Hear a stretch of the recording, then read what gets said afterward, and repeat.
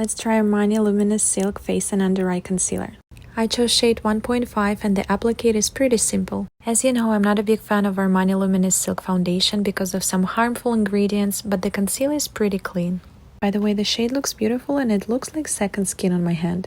And it's a medium coverage concealer with a radiant finish. Never forget to apply your concealer in the inner corner. We usually have the deepest shadow there. And as always, I blend my concealer just by tapping with my fingers. I want to have all the skin products as close to the skin as possible. Here's the side without any concealer and this is with. It definitely has a little bit of luminosity and I really like how it brightens the under eyes without looking ashy. And I don't know if you know an old trick when you apply a little bit of highlight under the eyes and then concealer on top.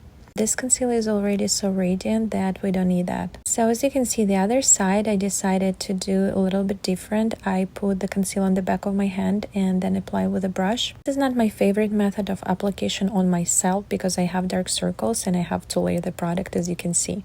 Probably because it's a medium coverage concealer, I still see some darkness on the other side, which I want to cover. By the way, it layers beautifully, doesn't look cakey, just look at my under eyes. When I apply pink blush, I always apply it very high up to the outer corners of my eyes. And I mix in 2 shades of my favorite Armani liquid blushes. And this is how they look together without any powder. So as I always say, the biggest test is how they're gonna look after setting them with powder.